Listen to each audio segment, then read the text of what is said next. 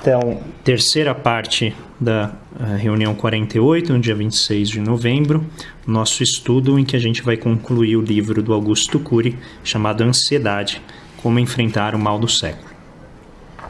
Então, na reunião passada, a gente discutiu a base da teoria dele, né, a questão de como o processamento do pensamento se dá de maneira multifocal. Né? Então, existem as janelas de pensamento. Essas janelas da memória, não de pensamento, elas podem ser neutras, podem ser killer, né, que são aquelas que drenam energia, né, que te deixam depressivo, e tem as janelas light, que são aquelas janelas que te aproximam literalmente da luz. Né? Então são janelas que fazem com que a gente tenha sentimentos virtuosos de compaixão, de aproximação, de caridade. E nós terminamos falando sobre o fenômeno do alto fluxo, que ele descreve então como um filme que vai passando dentro do seu consciente, que é uma ferramenta enorme e muito importante para o ser humano não cair no tédio pavoroso de não ter pensamentos. Né? Então o alto fluxo é uma varredura mais ou menos aleatória de todas essas janelas que vão sendo acumuladas e registradas ao longo do tempo. E dentro desse processo, o alto fluxo vai ser um mecanismo para o processamento de gatilhos que vão deflagrar a varredura de determinadas janelas. A preocupação do Augusto Cury se encontra com a fixação em janelas killer a partir de gatilhos que deixam você preso no que eles chamam de circuito fechado de memória. Então a ideia é que certos gatilhos vão fazer com que você se apegue a situações que são interpretadas como sendo situações muito ruins, situações agravantes, aflitivas, e o indivíduo se vê então refém dessa situação e não consegue escapar do circuito de rememorar essas vivências de maneira compulsiva, obsessiva ou mesmo de maneira impotente, né? Não consegue escapar. O limite, então, desse alto fluxo gerido ou submetido às janelas killer é o que ele vai chamar da síndrome do pensamento acelerado, que é a incapacidade do ser humano de lidar com os estímulos das mais diversas ordens, né? Com quantidades incríveis no mundo que a gente vive hoje, e que faz com que ele fique constantemente aprisionado dentro desse circuito de memória fechado, e isso leva então à paralisação da sua vida, das decisões, da capacidade de amar, da capacidade de enxergar sentido na sua vida. A pessoa fica literalmente ali presa, né, numa fixação, e são vários filmes tenebrosos passando na cabeça dela, rememorando coisas que aconteceram com ela, que são coisas pesadas, não necessariamente claras, né, e que a pessoa não consegue avançar. Muito bem. Como efeito, né, dessa teoria, obviamente ele propõe uma abordagem para que a gente lide com esse processo da síndrome do pensamento acelerado. Então a nossa apresentação de hoje, na verdade, é bastante simples. Eu, pelo menos, sempre acho que né, mas ela vai tocar em alguns pontos bem particulares de cada um. Então a ideia é que vocês vão participando, né, salientando alguns pontos, trazendo a experiência de vocês, que nos ajudem então a dar um pouquinho de carne para esse esqueleto que ele oferece. A proposta dele é que a gente faça a gestão do pensamento. Então, o principal método dele é o chamado CDC, que é critique, decida, não, DCD, duvide, critique, decida. Repete. Duvide, critique e decida. Então, toda vez que você se vir incomodado ou tomado por um pensamento que você não escolheu, como a gente viu, né? A gente não escolhe esses pensamentos. A primeira coisa que você deve fazer é duvidar do grau de certeza ou afirmação que esse pensamento está impondo. Isso é particularmente importante na hora do medo. Uma vez que você duvidou desse pensamento sobre a generalidade e a efetividade dele, você faz a crítica deste pensamento. Uma vez que você fez a crítica dele e revelou que ele é apenas uma parte, não o todo, você então decide que você não vai atender ou se vai atender a ele. Esse duvidar é dirigido para veracidade? Eu acho que é mais dirigido a, talvez não a veracidade em si, mas a generalidade. A ideia de que não existe alternativa. Ah, tá. Porque ele vai chegar se impondo, certo? E aí o seu primeiro papel é dizer assim, será que é isso mesmo? Será que é só essa a abordagem necessária? Caminho único ou tem? Isso. Tá. Para ilustrar essa situação, esse método, eu vou tentar expor, Rita, como você já é pós-graduado em Augusto Cury, você pode complementar ou corrigir se eu falar alguma coisa errada. Mas ele diz que o que é importante para nós, como seres decisores, seres que vão lidar com as situações difíceis da vida, é a gente imaginar que a nossa memória, a nossa mente é como uma cidade. Então, nessa cidade, você vai ter bairros nobres, bonitos, bem cuidados, e você vai ter bairros que não são bem cuidados. São bairros cheios de criminalidade, são bairros que vai ter narcotráfico, que para a mente é fantástico você imaginar isso, né? Que são os lugares onde você vai recorrer para soluções fáceis. E aí o que ele coloca é que a gente não deve imaginar que a nossa mente é uma cidade perfeitinha.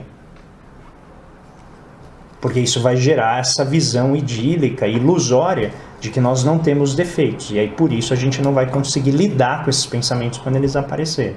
Né? A velha história de, esse pensamento não é meu, deve ser o demo.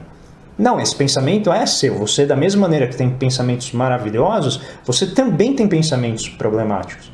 Pensamentos deploráveis. Pensamentos que você faz força para dizer assim, não sou eu. Mas sim, isso faz parte. Por quê? Porque a sua mente é essa cidade. E o ponto central dessa gestão do pensamento é que dentro dessa cidade você deve ter os núcleos de proteção, que são os lugares onde você se sente seguro, onde você se sente bem, os bairros que tornam a sua vida ali razoável, que tornam a sua vida suportável, né? Ou, quiçá, feliz. Bom, então a partir dessa gestão do pensamento, ele vai oferecer 25 funções vitais do eu como gestor do pensamento. Então eu vou passar rapidamente por elas não são tão extensas, mas aí uma ou outra eu vou parando para a gente debater um pouco mais. São 25 possibilidades? São 25 funções do eu. Ah, tá.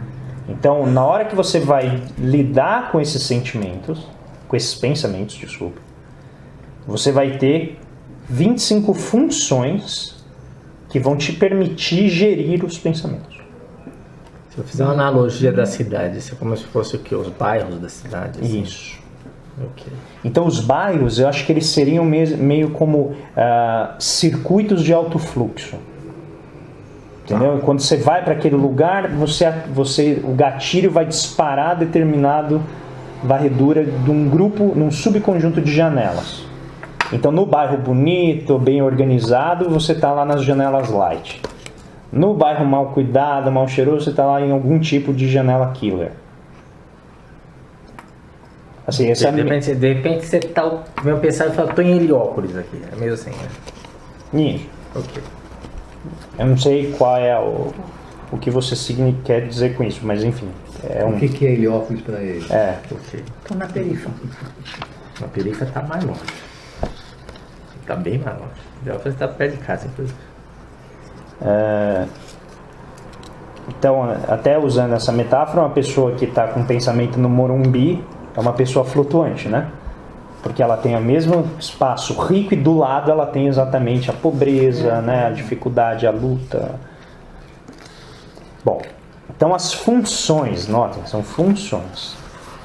Então a primeira, autoconhecer mapear suas mazelas psíquicas e superar a necessidade neurótica de ser perfeito.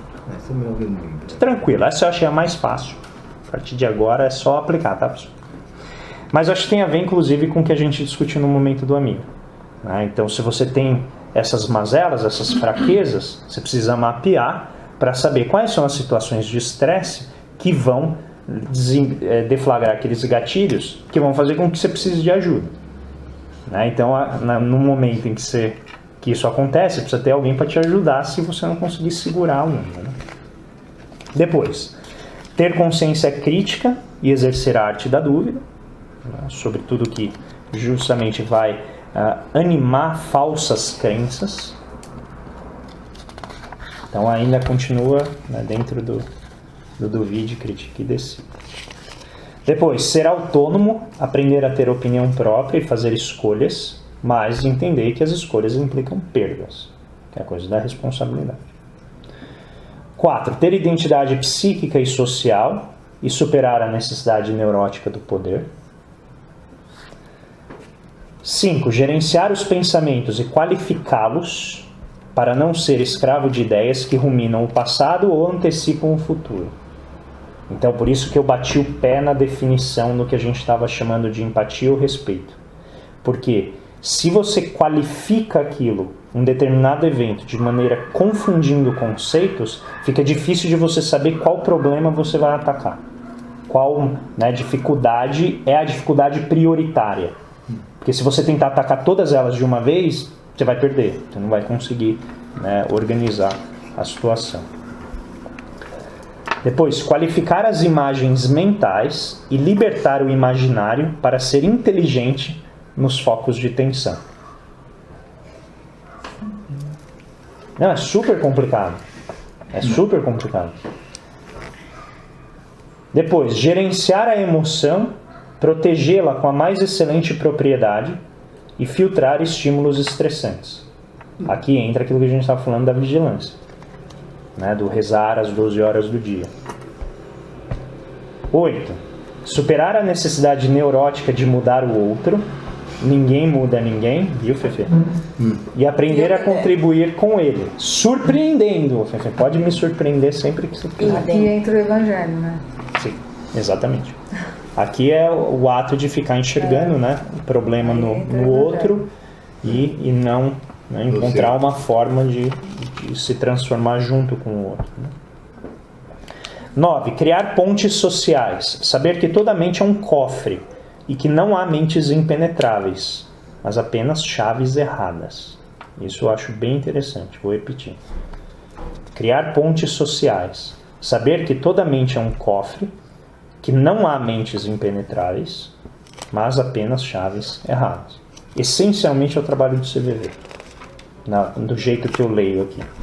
Porque a pessoa está presa num circuito fechado, literalmente, a mente dela é um cofre com vários estímulos, vários gatilhos e circuitos, e o papel da pessoa ali é justamente ajudar a pessoa a se abrir, para que você consiga auxiliá-la a entender melhor a mente dela.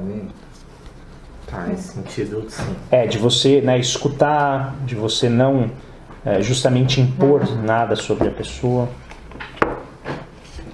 10. Aprender a dialogar e transferir o capital das experiências e não apenas comentar o trivial ou ser um manual de regras. Quem é apenas um manual de regras está apto a lidar com máquinas e não a formar pensadores. E isso é muito difícil. Você lidar com um ser humano dentro de regras flexíveis, né? Que muitas vezes a gente nem entende o porquê que a gente segue determinadas regras. A gente só segue, né? Então fazer essa crítica de como você se comporta, de entender que existem formas alternativas de se comportar, ajudam muito em formar esses pontos sociais. 11. Reciclar influências genéticas instintivas que nos tornam homobios, ou seja, o homem mais instintivo, para enriquecer o Homo sapiens. Essa aqui é difícil. Reciclar influências genéticas instintivas. A raiva, a punição, a agressividade, a competição predatória. o que eu acho que está associado a você criar os pontos sociais. Então, fala. Eu tenho a impressão que ela tem a ver também com a anterior, porque algumas coisas dessas regras instintivas, elas são da própria cultura familiar, né? Vem das famílias, às vezes por gerações e gerações de comportamentos que se repetem. Acho que elas têm uma relação, pelo menos eu vejo assim. Eu acho que sim, concordo. 12. Reciclar a influência do sistema social que nos torna meros números no tecido social e não seres humanos complexos. Então aqui entra a maledicência, os preconceitos, tudo aquilo que a gente traz, né, de influência do meio social na hora que a gente vai avaliar as situações e aquilo que acontece. 13. Reeditar as janelas killer, sabendo que deletar a memória é uma tarefa impossível. Então, assim, você jamais vai conseguir eliminar o que você viveu, mas você pode reconfigurar ou recontextualizar a maneira como você interpreta aquela janela. Que para mim, esse item 13 ficou consagrado na ideia de, na verdade a frase, né, que a gente geralmente fala no momento de dificuldade, que é: a gente um dia ainda vai rir disso. Isso significa que você reeditou aquilo que antes te causava tanto agravo, tanta dor, de repente se torna motivo de riso, que você já superou, né, você atravessou. Tanto que a pessoa hipersensível é a pessoa que nunca consegue fazer isso, ela não reedita, né, a janela killer. Então, às vezes, décadas depois, você levanta um determinado fato, como ela não reeditou, aquilo ainda a machuca. Então, mesmo você vai tentar fazer uma piada, uma brincadeira, a pessoa se sente ofendida, porque para ela aquilo ainda carrega toda aquela força. Depois, fazer a mesa redonda com os fantasmas mentais para construir janelas paralelas ao redor do núcleo traumático, o núcleo killer. Essa mesa redonda é exatamente esse DCD. Duvidar, criticar e decidir. Então, uma vez que você decide que determinada janela está drenando sua energia, ela vai reaparecer, ela não vai parar de aparecer, mas ela vai ter uma influência menor na sua decisão. Para usar um exemplo desse item aqui, eu lembro do Mente Brilhante, né, o John Nash, que, né, sofria de esquizofrenia, no momento em que ele critica a imagem da criança e do rapaz que estão lá há anos, né, seguindo ele percebe, a menina não envelhece. E o cara não troca de roupa. É verdade. Então ele critica isso. E a hora que ele critica, ele consegue então lidar. Então eles continuam participando, porque faz parte da constituição cerebral dele, só que ele não deixa mais, né, aqueles fantasmas, entre aspas, influenciarem a decisão dele. 15. Pensar antes de reagir e raciocinar multifocalmente. Não ser escravo das respostas, mas, em primeiro lugar, ser fiel à própria consciência. Então, isso, obviamente, é um exercício diário, não é tarefa fácil. Aqui ele não está dizendo que as coisas são fáceis, tá? Ele só está dizendo o que ele acha que é gerir o pensamento. Não, porque se ele achasse que fosse fácil, né, ele escreveria tudo em uma página. Seja bom. Pronto, já não precisa nem escrever o livro. 16. Colocar-se no lugar do outro para interpretá-lo com maior justiça a partir dele mesmo. Empatia e abordagem centrada na pessoa. 17. Desenvolver altruísmo, solidariedade e tolerância, inclusive consigo mesmo. E aqui volta a situação. Todos são imperfeitos. Então, mesmo no excesso cometido, é preciso se perdoar. Faz parte do jogo, passar por essas situações para a gente aprender. 18. Desenvolver resiliência. Trabalhar perdas e frustrações e reciclar o conformismo e a autopiedade. Aqui esse item 18 eu chamo de momento do amigo. Que é basicamente isso que a gente faz. 19. Gerenciar a lei do menor e do maior esforço, ou seja, saber que a mente humana sempre vai buscar o caminho mais curto e que esse vai ser a inclinação natural nossa. Buscar o caminho que é mais fácil, que é excluir, negar, eliminar. Mas que a sabedoria, a maturidade, recomenda o caminho mais elaborado, que é aquela história que eu já contei aqui da alma imoral, que é o longo caminho curto versus o curto caminho longo. Então, o curto caminho longo, que é aquele que você busca atalhos, ele depois se mostra muito longo porque você não consegue obter a paz que você estava buscando. Você não só não atinge o seu objetivo, quando você atinge, né, aquilo que você esperava, você vê que não era bem aquilo que você buscava. Então, o retorno é bem mais problemático. E o longo caminho curto é aquele que você pode, muitas vezes, demorar mais, mas faz uma vez só. Então, depois ele se mostra curto porque você atingiu o seu objetivo. Então, a velha história, estou perdido. O caminho que eu conheço é esse, mas ele é muito longo. Siga este caminho. Que melhor um caminho longo que te leve onde você quer do que você tentar ir para um caminho que você não conhece para cortar, né, pegar atalhos. Pode acabar se mostrando bem mais longo. Imagino que todos aqui já tenham passado por isso, né, nessa vida. Estamos acabando. 20. Pensar como humanidade e não apenas como grupo social, nacional, cultural, religioso, né, pensamento global. 21. Dar choque de gestão no fenômeno do alto fluxo, deixá-lo livre desde que ele não se ancore em janelas killer e acelere a construção de pensamentos. Repete, André. Dar um choque de gestão no processo, no fenômeno do alto fluxo. Da hora que iniciar, né, esse processo, vai lá, Fefe, fala a sua experiência. Ele não fala como. Como é que faz isso? Não, Fefe, isso você vai encontrar no curso que ele oferece. Ah, tá bom. Porque... Aqui ele só está dizendo o que é, né? Ele está descrevendo. Tá. É isso que eu estava falando para vocês, que eu fiquei um pouco frustrado no fim do livro, né?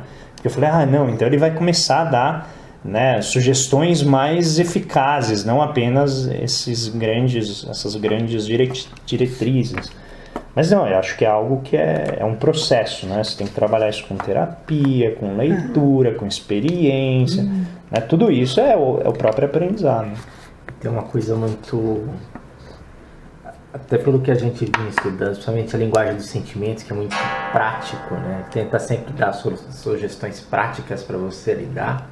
Você cai com um livro que ele dá diretrizes gerais, ele é uma abordagem diferente, né? Acho que facilita essa frustração também. Mas ainda mais esse alto fluxo, que é uma coisa meio... Como é que você controla o que você vai pensar? Sim. Mas você olha, fala choque de gestão no alto Como fluxo, você parece com controla discurso o alto político. fluxo? Choque de gestão é uma coisa... A maneira como eu vejo isso é a seguinte. A gente está estudando, a gente está lendo isso. Pode ser que a gente não saiba como fazer. Mas no momento que você estiver surtando e eu chegar e falar assim, olha, calma, você entrou no circuito fechado. O fato de você conhecer isso já vai te dar um recurso a mais do que você tinha antes. Pelo menos você não vai brigar comigo, porque você sabe que não sou eu o problema. Você fala, não, é verdade, eu estou aqui num circuito fechado e não consigo sair dele. Então, não vai resolver nada. Mas agora a gente tem essa teoria, que eu acho que já é um passo a mais do que a gente tinha antes. Então foi assim que eu consegui acalmar a minha frustração com isso. 22. Gerenciar a síndrome do pensamento acelerado para não ser uma máquina de pensar e de gastar energia cerebral inútil. Aí a maneira de fazer isso, geralmente por meio de hobby, né? Você cultivar música, cultivar, por exemplo, leitura, poesia, né? A gente está fazendo yoga. São momentos em que você tem que concentrar em algo que é fixo, né? Ele não é múltiplo, aí você fica lá com a mente acelerada. Vem mais uma vez aquele mindfulness, né? Isso. Estar a mente presente, plena e mente plena no momento, fazendo né? naquele momento. Como já disse o John Lennon, né? A vida, planos é aquilo que você faz enquanto a vida acontece. Sua vida passa. Isso é hoje. Aceleração. Você está vivendo em outra dimensão. 23, em homenagem ao Paulo, que gostou da expressão, dar um choque de gestão no pacto entre o gatilho da memória e as janelas da memória. Que tem a ver com o que a gente estudou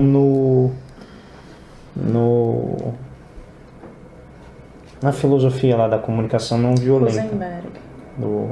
Não era o Rosenberg? Não. Comunicação não violenta é Rosenberg. No Rosenberg. Ele fala para primeiro, vou Isso. identificar o gatilho, Não confundir separar gatilho com a causa. Exatamente. 24. Aprender a não ser vítima da síndrome do circuito fechado da memória e do fenômeno ação e reação. Então é trabalhar isso diariamente para você não se ver refém. E eu vou te dizer dos outros, né? Se você fizer isso, mais ou menos você você sai do... Você não é refém pelo próprio caminho dos outros 23 até aqui. Isso, você então não vai gostar do 25º. 25º. Educar-se com todas as 24 funções mais complexas da inteligência citadas acima para desenvolver a mais notável delas. Leia 500 mil Desculpa, vezes. tá bem fácil, hein? Ser o autor da própria história e o gestor da sua mente. Então, evidentemente, o que ele está colocando aqui? O que ele está colocando é a meta. Né? Então, se você quiser eventualmente atingir o ponto de ser um gestor da sua mente, você precisa passar por isso. Atingir essas coisas. Agora, como atingir essas coisas? Isso. É outro assunto. Então, justamente porque ele não oferece a solução, e eu ficaria realmente não surpreso, mas estarrecido se ele oferecesse uma solução, eu não acho que o relevante é a sugestão que ele dá, porque a sugestão que ele dá são coisas muito próximas dela. O que eu achei mais interessante é a classificação que ele faz sobre o ego, sobre o eu, e isso eu acho que pode nos ajudar a entender como que a gente pode se aproximar dessas 25 regras. Então, de novo, pessoal, o que eu achei interessante desse livro, ele traz uma teoria que é interessante para você reorganizar os eventos da sua vida. Pelo menos me ajudou muito. Né? Então, entender tudo em termos de janela, de alto fluxo, circuito fechado, você ficar lá, né, se auto-reprimindo dentro do remorso, da culpa ou dentro do medo. Isso para mim falou muito. É um recorte que eu achei interessante. Depois, o fato dele indicar que nós somos reféns do pensamento tira da gente um peso enorme de que a gente controla os pensamentos. A ideia de você chegar assim, para de pensar nisso. Mas justamente, eu não... Quanto mais não eu tô tentar pensando. parar, mais Entende? eu tenho. Se você no CVV chega para uma pessoa e fala, não, para de pensar nisso. Ela fala, você está louco. Eu tô te ligando exatamente por isso. É porque exatamente a pessoa não consegue.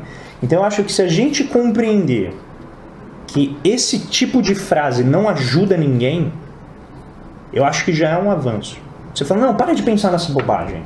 Não, ele não vai parar de pensar nessa bobagem, porque justamente ele está preso, ele é refém daquilo. Então acho que isso já é algo muito importante. O segundo ponto, eu acho que ele dá uma série de elementos que nos ajudam a meio que identificar o que eu consigo fazer e o que eu não consigo fazer. O que separa a minha pessoa cheia de problemas, de complexos, da pessoa que eu olho e falo assim, nossa, como eu gostaria de reagir daquela maneira. Olha que reação inteligente. A pessoa que no momento de alta tensão ela consegue fazer uma piada que desmonta todo aquele arranjo de raiva e tensão. Como que eu atinjo essa inteligência? Esse desprendimento. Acho que esse é o... Eu tomo isso aqui como assim, os grandes fazem isso. O problema é que os grandes não sabem. A gente inclusive leu uma frase muito engraçada recentemente de um laboratório que ele fala assim, teoria é quando você sabe exatamente tudo, mas nada dá certo. E prática é quando tudo dá certo, mas ninguém sabe por quê. Eles brincam que no laboratório eles juntam teoria e prática. Nada dá certo e ninguém sabe por quê. Eles falam, nosso laboratório a gente une os dois. Então o sábio, se você for perguntar para as pessoas sábias como que elas fazem, elas não sabem como elas fazem, elas só fazem. Porque para elas é claro, né? A gente infelizmente está tentando chegar lá. Então eu acho que para finalizar, eu convido todos a ler esse livro, ler os outros, que é a obra da vida dele, né? Isso aqui. Eu gostaria de passar os 6 tipos de eu que existem, para a gente tentar entender qual combinação desses eus a gente faz parte. 6 tipos. São 6 tipos de eu.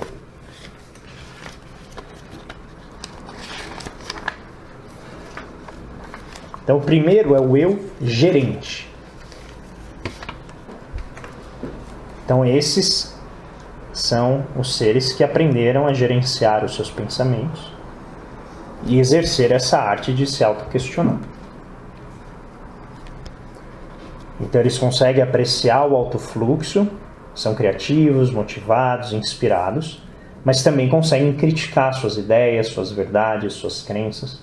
Então, eles estão sempre dispostos a incorporar o novo, né, a se renovar. Então, diz aqui, o eu gerente é livre, leve e solto, faz do caos uma oportunidade criativa, tem resiliência para usar a dor a fim de se construir, reconhece erros, pede desculpas e encanta as pessoas, pois não tem a necessidade neurótica de ser perfeito. Por isso, é capaz de falar de suas lágrimas para que seus filhos e alunos aprendam a chorar as deles, porque um dia as chorarão. Então esse é o eu gerente no sentido... o top. É aquele que consegue viver a vida sem dar valor excessivo nem tanto à alegria, nem tanto à tristeza. Ele consegue equilibrar tudo isso, sabendo que a vida é a coexistência dos dois. Muito bem. Como sempre, esse aqui é o espírito do bem, né? A gente lê bem rapidinho, né, no Evangelho e fala, beleza, a gente não conhece ninguém, vamos então para as classificações. É quase outra espécie, mas... Agora vamos lá para a nossa categoria, nossa divisão. Vamos para a realidade. Agora é a nossa divisão. Eu viajante ou desconectado? São as pessoas que embarcam seu eu em todas as viagens promovidas pelo alto fluxo. Começou a passar o filminho lá, a pessoa engrenou, aquela pessoa meio avoada, ausente, porque sempre ela está presa aos pensamentos dela, sem promover nenhum gerenciamento. De Bob, assim. Exato. O céu e o inferno emocional estão muito próximos de alguém que tem um eu desconectado. Tais pessoas não perderam os parâmetros da realidade, não estão em surto psicótico, mas por serem viajantes na trajetória da própria mente, alternam com muita facilidade momentos felizes e de tensão. Então eles assistem como espectadores passivos aos pensamentos, ideias, imagens mentais e emoções que são construídas pelo inconsciente. E aí o eu desconectado então tem uma dificuldade de assumir a própria história. Então ele vai, na verdade, ele é refém, né? Passou o filminho lá, ele engrena. Então, concluindo aqui, são indivíduos sonhadores, mas sem disciplina para transformar seus sonhos em realidade. São ótimos para discursar, mas não são produtivos. Amam os aplausos, mas não gostam de afinar o piano, carregá-lo e tocá-lo. Tá? São as pessoas, né, que se confundem com os visionários, né? Então tem ideias fantásticas, mas nunca conseguem executar. O eu flutuante agora. O eu flutuante é parecido com o eu desconectado, então ele não tem uma âncora, né? Segurança, estabilidade, nem clareza sobre onde ele está, o que ele está fazendo. E ele também segue movimentos aleatórios na leitura do fenômeno do alto fluxo e também não é capaz de gerenciar as ideias, pensamentos, metas de projetos. O que vai qualificar o eu flutuante é o fato dele ser instável e desestabilizar a própria emoção, tornando ela volúvel. Por isso, pessoas com este eu estão alegres num período e em outro entristecidas. De manhã motivadas, à tarde sem energia e à noite querem dormir, pois perdem o pique. Num momento são afetivas, no outro irritadiças e até agressivas. E aí o efeito sobre as outras pessoas, né, em casos extremos, é que pode levar a intimidar, né, contrair a espontaneidade, a criatividade. Ele me parece um viajante com efeitos amplificados, assim, né? Então é que o viajante não necessariamente flutua. Entendeu? Ele pode ser sempre no bom. Ele sempre está sonhando, tá. O flutuante, ele oscila entre Mas o bom e o ruim. No Viajante falava que oscilava, não?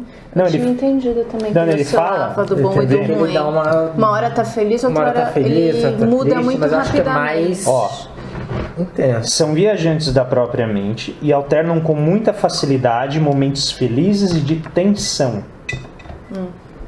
Aqui é tristeza. Aqui é tristeza, raiva. Mas É muito eles são, sutil, eles, né? eles Eles são são muito próximos. parecidos, Eles né? são Bem próximos. semelhante. Aí tem o eu engessado. Engessado? Engessado. São pessoas, então, que não libertam o fenômeno do alto fluxo e contraem seu imaginário e sua criatividade. Seu eu é rígido, fechado, inflexível. Tem grande potencial criativo, mas se punem a si mesmos, não sonham, não se inspiram, têm pavor de ser abertas e pensar em outras possibilidades. Vivem entediadas e entediando seus íntimos. Um eu engessado defende radicalmente seu partido político, suas convicções, sua religião e, portanto, não abre espaço para respeitar o diferente. Um eu engessado é mentalmente robotizado. Levanta sempre do mesmo modo, faz as mesmas reclamações, dá as mesmas respostas, tem as mesmas atitudes diante dos mesmos problemas. Ah, que preguiça, né? É uma pessoa, agora, encarcerada pela rotina.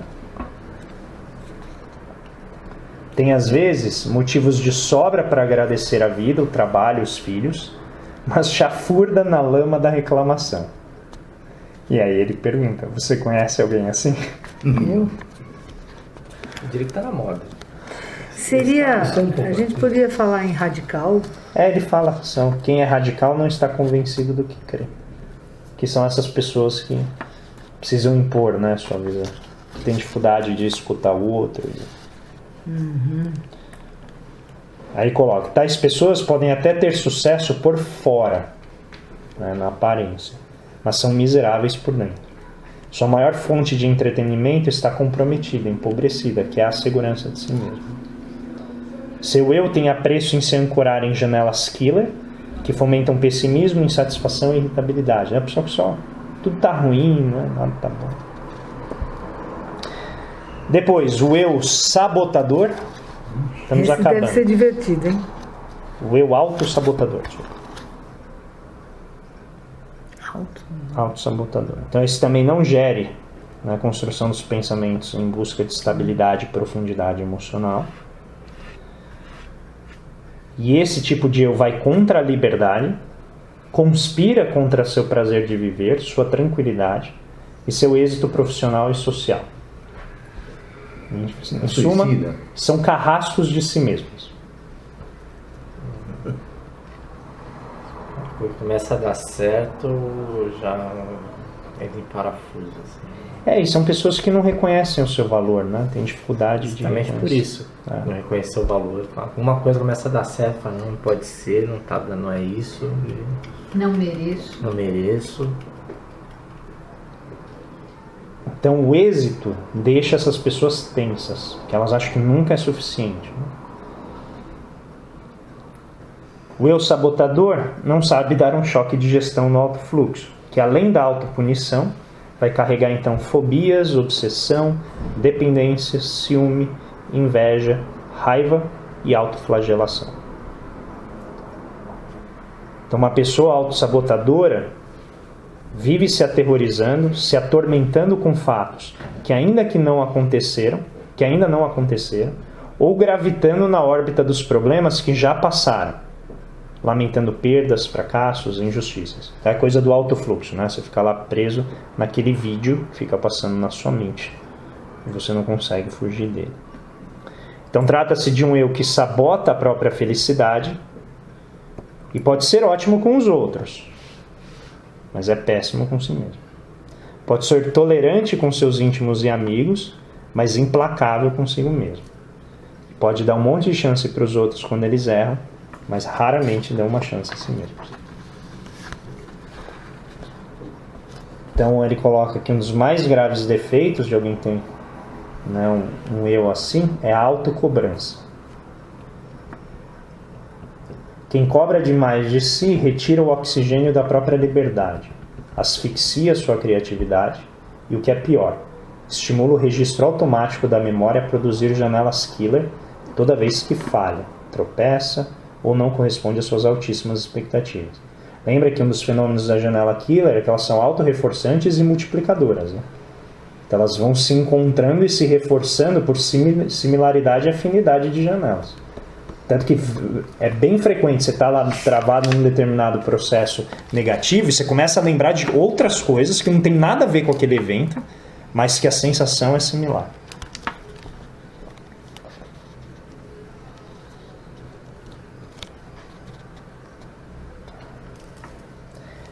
Aí, por fim, o eu acelerado. Esse aqui tem 2 parágrafos só. Os outros têm 2 páginas. Isso é acelerado. Que é bem acelerado, né? Então, também tem que ser justo. Já acabou.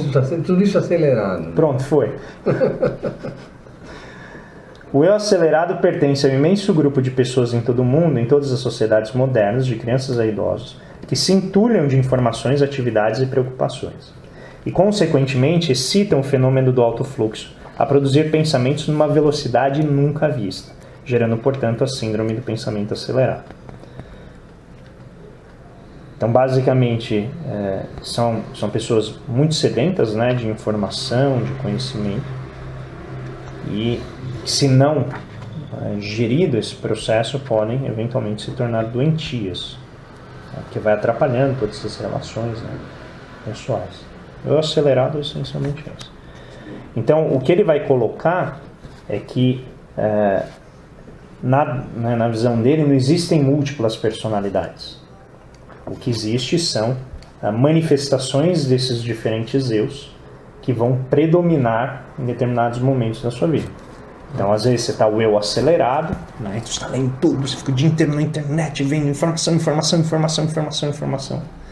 Né? Vez por outra, você vai ser o eu sabotador, que é geralmente quando chega um amigo e fala assim: nossa, mas por que tanta baixa autoestima? Né? Você é tão bom, você não reconhece o que você tem? Então a gente tem esses momentos. Né? Vai ter o eu o eu engessado. Acho que todo mundo já teve esse momento de defender com unhas e dentes algo que acredita, sem considerar, né, que a vida pode ser maior que aquilo, e acaba cometendo agressões, né? Em geral com si mesmo. Né? Bom, então finalmente, o que ele vai colocar? Que todos esses eus, né, o entendimento desses diferentes eus, podem nos ajudar a reeditar a memória e aprender algumas ferramentas dentro dessa técnica do DCD. E fazer essa mesa redonda com os seus eus, com os seus fantasmas, para proteger sua emoção, né, e tentar controlar ou interagir melhor, né, com a sua história.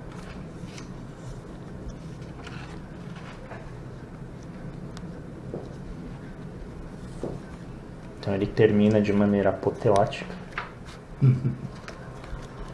Todavia, jamais podemos nos esquecer de que em psiquiatria, psicologia, sociologia e ciências da educação não existem soluções mágicas. O problema é que ele fala isso na página 95, né?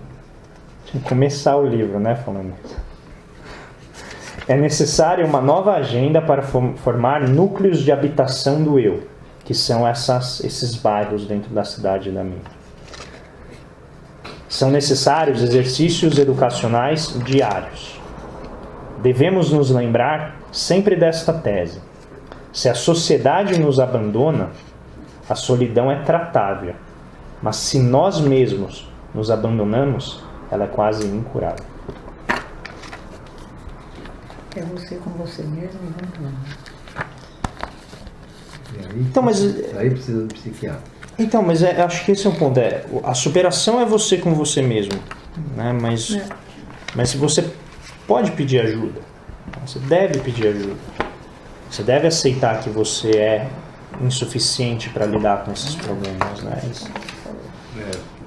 Então, o que eu acho interessante nessa teoria dele já me ajudou muito a lidar com alunos, com pessoas em dificuldade, de se oferecer um quadro analítico para a pessoa encaixar ali na mente dela.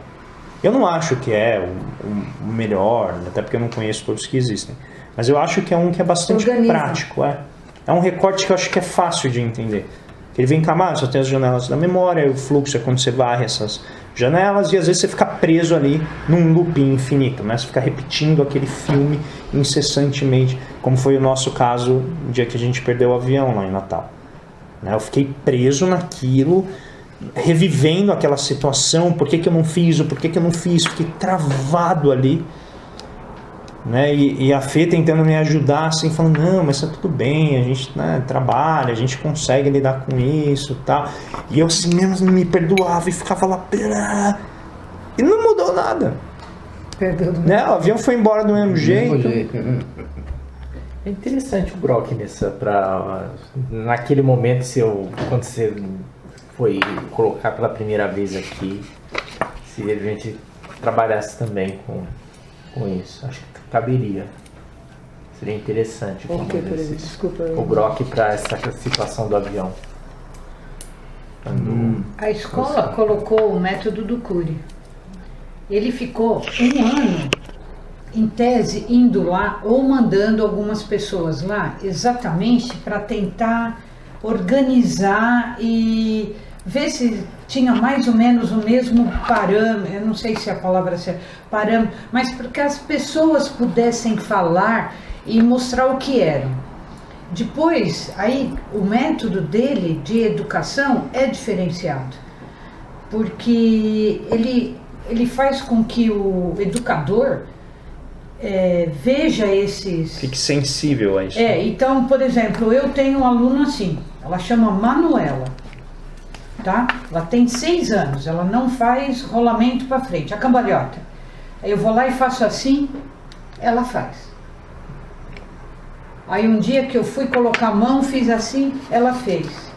Eu falei, puxa, justo na hora que eu cocei a cabeça, pronto, agora ela faz rolamento para frente. Tá? Então ela saiu da saia da mãe, da saia do pai, não sei o que, se prendeu a mim e eu fiz de uma maneira que eu podia soltar a Manuela. Aí de vez em quando ela não consegue fazer, eu falo, Manu, lembra da cambalhota que você não fazia? Manda bala nisso aí. Faz errado? Faz. Sabe o que a gente vai fazer? A gente vai dar, todo mundo vai dar risada, a gente vai tomar água, volta, todo mundo já esqueceu. Então, ele ensina, por isso que ele não dá uma definição. Porque eu sei que é lógico, eu falei isso, mas eu sou uma pessoa, você é outra. Então, como você vê tudo isso, eu tenho um jeito de ver o Augusto Cury e tem gente que adora, que nem você. Estou usando, eu também. E tem gente, outro dia eu falei, o Augusto Cury, ai, pelo amor de Deus. Eu falei, então tá. Nem continuei, porque não vou ficar lutando. Porque você tem a prática da teoria. Além da prática, isso, ele vai lá. Ele vai lá. Então, quando ele vai lá, agora é lógico, final do ano não vai ter, mas o ano que vem, provavelmente, se vocês pudessem ir... Eu gostaria de ir. E o jeito dele é danado, ele faz tudo com exemplos, é um cara e ele fica falando dos gatilhos, e como ele vai numa escola, ele fala muito do aluno, o seu aluno faz isso, o seu aluno, aí quando chega a agenda para a sua mãe, é muito legal. Por isso que ele não dá uma solução, porque a solução é única e exclusivamente sua. Vou dar exemplo. Você falou que precisa de um terapeuta para te ajudar. Ele acha que não precisa, que ele sai sozinho. Ele não pode dar uma conclusão de uma coisa que depende única e exclusivamente do seu pensamento. Minha professora de inglês é aquela sabotadora. Ela tem tudo, a vida dela é ótima, ela tem propriedades, tem dinheiro. E fica numa neura porque podia 10, 15 anos atrás ter ajudado a mãe, talvez a mãe não morresse. Tá fazendo terapia. Não, mas só estou falando assim, por isso que ele não dá uma conclusão, nunca que ele fala da conclusão, porque a conclusão é única e exclusivamente sua. Né? Não, por isso, eu ficaria surpreso se ele desse a solução. Não. Eu falar, aí ele está sendo um charlatão. Porque justamente toda a teoria dele é para dizer que cada um é único. E aí no final ele dá uma regra geral, assim, olha, siga esses passos, 12 passos para a gestão do eu. Não pode, né? Então isso é algo que eu acho que é respeitável nele. Ele coloca os indicadores no final, os elementos, mas ele não dá uma regra, uma receita Mas de você bolo. também dá suas regras de matemática, e tem um monte de gente que entende, como tem um mundaréu de gente que não entende e faz, mas nem tchum. Mas acho que o ponto Sabe, dele é isso é legal. exatamente Isso que é legal. a percepção do outro, né? Isso que é legal. Pensa, se a gente tem agora esses 6 eus, ainda que haja outras definições, outros recortes, se você já tem isso, você consegue mais ou menos identificar o momento que a pessoa está vivendo, você já sabe que não adianta você trabalhar com ela. Por exemplo, você encontra um eu sabotador. Então a pessoa está lá, isso aqui não é uma droga, ela está sempre triste, ela tem tudo. Então você já sabe, essa pessoa está se comportando de acordo com um determinado tipo de personalidade. Então a abordagem com ela é diferente de quando você for abordar uma pessoa que é engessada, que é muito dura, já chega falando, impondo com aquela convicção que intimida todo mundo. Então você sabe, é uma pessoa que tem um eu engessado. Para ela só existe isso. Então a forma de abordar essa pessoa é diferente. Né? Uma pessoa autossabotadora, vale a pena você gastar energia, porque você precisa elevar a pessoa. Agora, uma pessoa engessada, você vai gastar energia com ela? Você vai chegar lá e falar assim, eu vou ganhar essa batalha. Não, você tem que entrar e falar assim, olha, a minha chance de penetrar essa mente é muito baixa. Eu vou lá, de espírito aberto, vou tentar colocar. Se eu não conseguir, eu vou para casa tranquilo, feliz.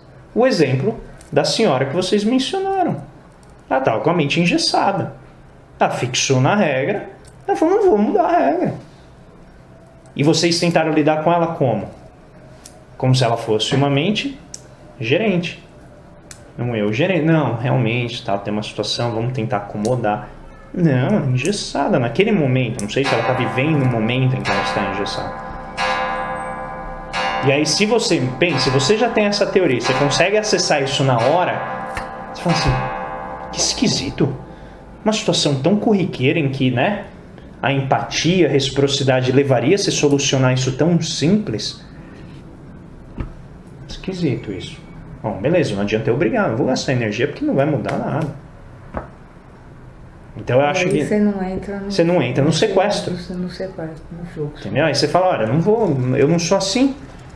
Porque senão você vai ter que se tornar engessado. Que foi, né, exatamente o que acontece nos momentos de raiva, né? Você fica travado lá.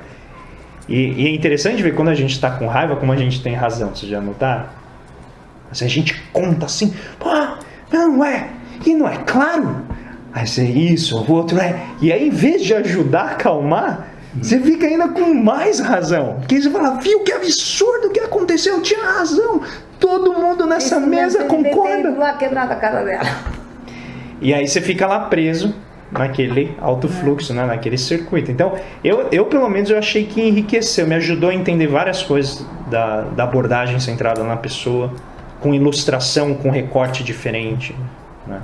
E mesmo dentro da comunicação não violenta, eu acho que isso auxilia muito. Que é o fato assim, eu não vou mudar ninguém, né? Então, na pior das hipóteses, vou tentar interagir com a pessoa de uma maneira que o resultado seja proveitoso para nós dois. E eu acho que, pelo menos na minha visão, isso já foi uma contribuição bem razoável. Então eu os convido a ler, quem quiser ler o livro, o impresso, quem quiser. Acho que vale a pena. Último do ano, né?